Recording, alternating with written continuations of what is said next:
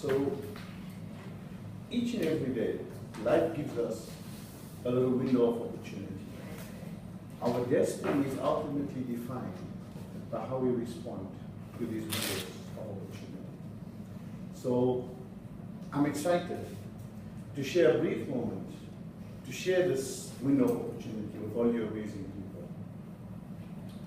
It is events like this that really give rise to boundless possibilities. I like to live in this. Every now and then, I visit ordinary, but most of the time, as we were chatting, I live in this. Mediocrity is extremely crowded, but when you rise above to excellence, there is a lot of space there.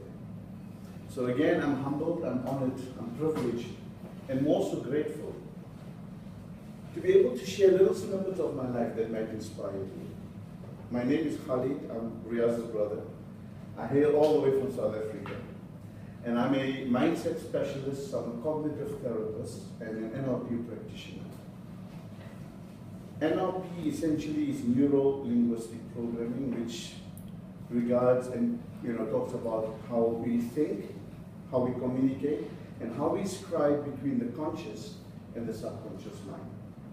Everything that we want out of our lives is simply scribed in from the conscious to the subconscious, and then we achieve the results. So today we are, with the advent of technology, we are kind of plagued with two major challenges. The one, information overload.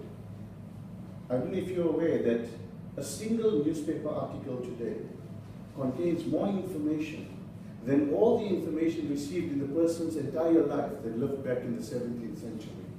One newspaper article. And the other plague we have today is stimulation overload. And I mean, you guys are at the forefront of that, right?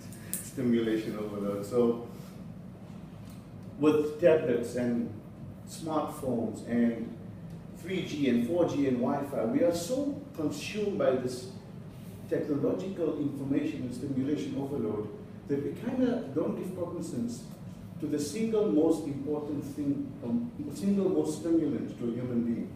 Does anyone here today know what's the single most important stimulant to a human being? The single biggest stimulant? Caffeine. It's a good one. Anyone else? The single biggest stimulant to a human being today is another human being.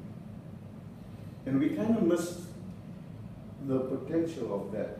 We are so caught up in these technological advances that when we interact with other human beings, we get what we call oxytocin flow, we get the human touch chemical flowing.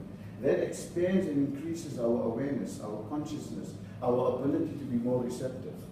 So, in order to get some oxytocin flowing in the room, I just want you to shake hands with the person next to you. Just say hello, look at them, shake hands for a few seconds, introduce yourself, and let's just feel that oxytocin flow.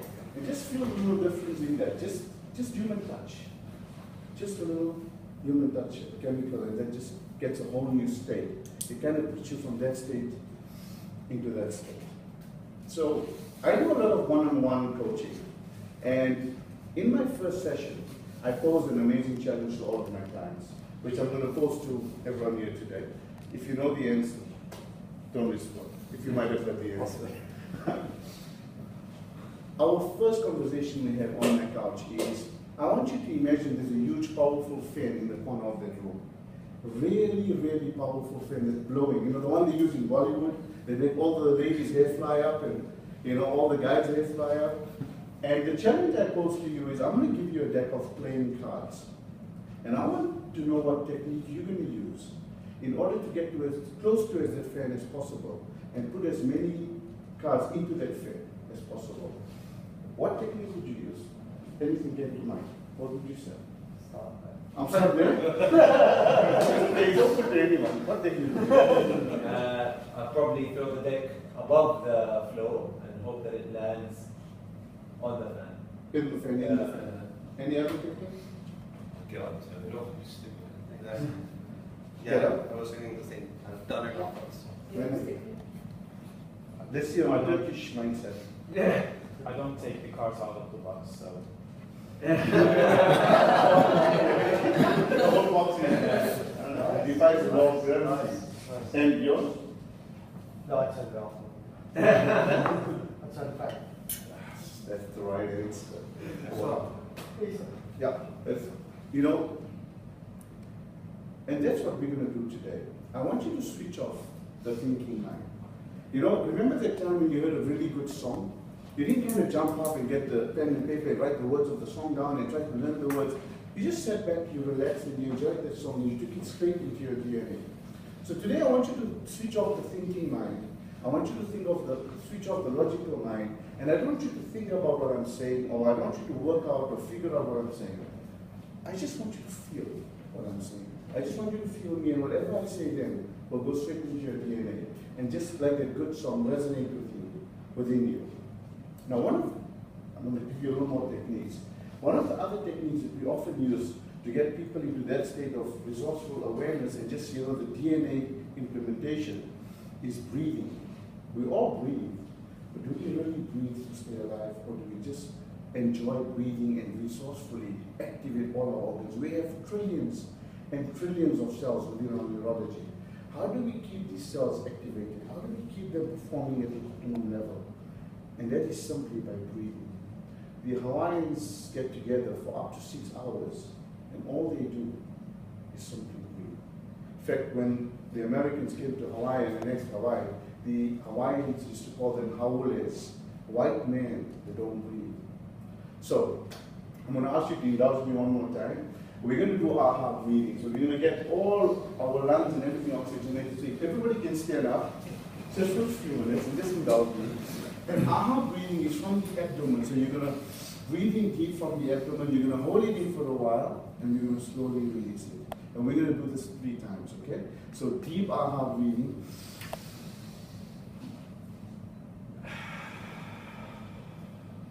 Two more times, don't cheat.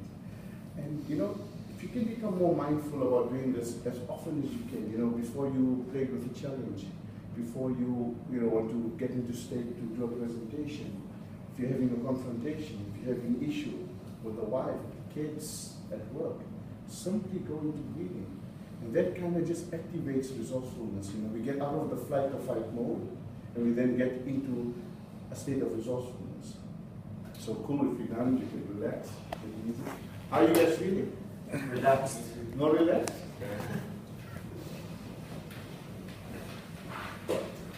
So, you know, I have one question. And that question is, why aren't we awesomer? We're supposed to be awesome with all the information today, with all the advent of technology and ancient wisdom and neuroscientists today, and all the books and stimulation today. Why aren't we awesomer? Why is it that some days we can wake up and be inspired and touched by the hand of God, and other days we can't be inspired to go and take a shit? Why is that? And I realized that there wouldn't be a simple single answer to that. But it was Ludwig Wittgenstein, the German philosopher, who said, a man will be imprisoned in a room by a door that's unlocked that opens inwards, only until it occurs to him to pull instead of push. And that is simply what it is. When we can start understanding our thought patterns. So when Riaz told me the theme of today is the one big thing, the first thing that came to mind, living in bliss all the time, was the self.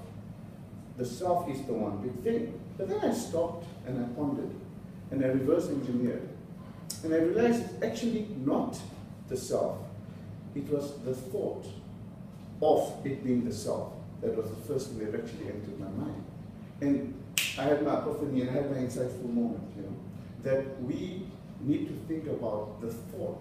This event began with a thought. This, me talking on this podium, began with a thought. The strategy session began with a thought.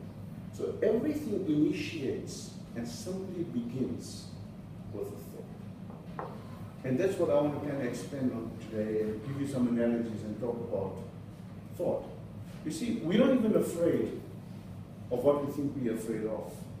We're simply afraid of what we think I want you to imagine that you're sitting in a horror movie. I don't know if you guys like horror movies. You like some horror movies. And you're in this movie house, and it's like really dark in there, and the woman's creaking down the stairs, going towards the basement where the boogeyman's standing with a chainsaw. And everyone's really afraid. She's really afraid. She's crying, and she's shaking, and she's shivering, and she's consumed by fear. And she's walking down, and the stairs are really creaking.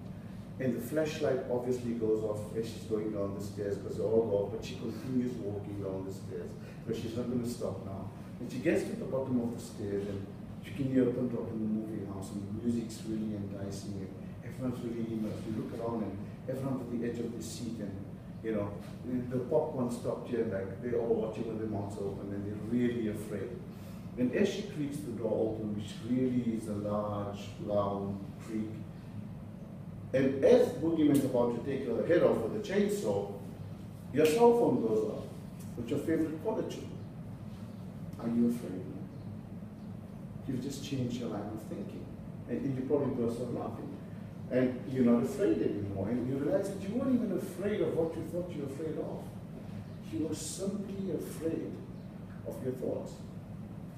I want to take you back in my life around 2 years ago, where life was a bit challenging for me. I had 2 failed marriages, my business was failing, and everyone was conspiring against me. God was conspiring against me, the government was conspiring, my own kids were conspiring against me, and I perpetually had thoughts of wanting to commit suicide. I know now that was called suicidal ideation, and there was simply thoughts of wanting to commit suicide. And I thought that would be, resolve the problem. And one day I kind of got to the edge of the cliff, and I decided I'm going to drive over the edge of this cliff and make it look like an accident so that my kids can get the insurance money and my debts will get settled and I'd be free. And sitting there, suddenly there was this large vacuum that just came up from behind the mountain and started pulling at me. It yanked my heart out of my body and started pulling my car towards the edge of this cliff. And what I started doing was I put my foot on the brake and I pulled up my handbrake and I held onto my car because I actually didn't want to die. I wasn't ready for this yet. And this vacuum started pulling at me, and I reached down for my cell phone and I tried to call a helpline, which was on speed dial on my phone, by the way, because I was in this manic depressed state.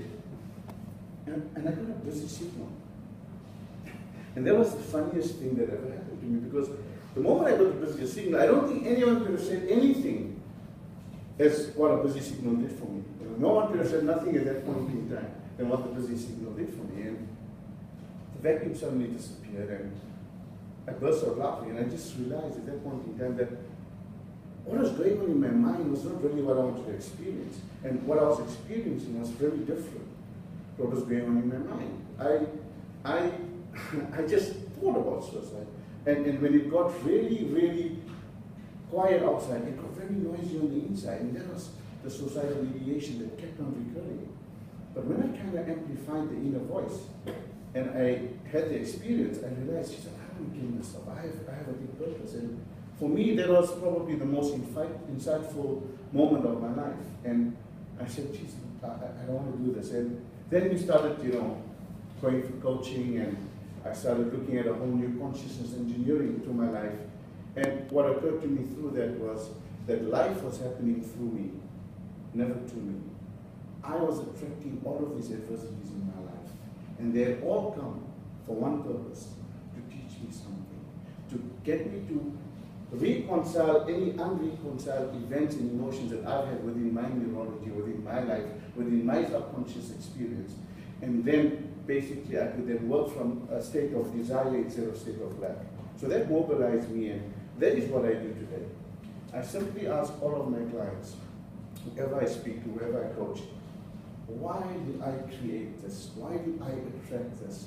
What unreconciled issue do I have within me that the universe has conquered and come towards me and said, I'm going to give you this event or this adversity or this challenge simply so I can get you to reconcile all of those unreconciled issues within you. So I then got to the understanding that life is perpetually happening for me, never to me. Through me, never to me. And of course, I want to reverse engineer now to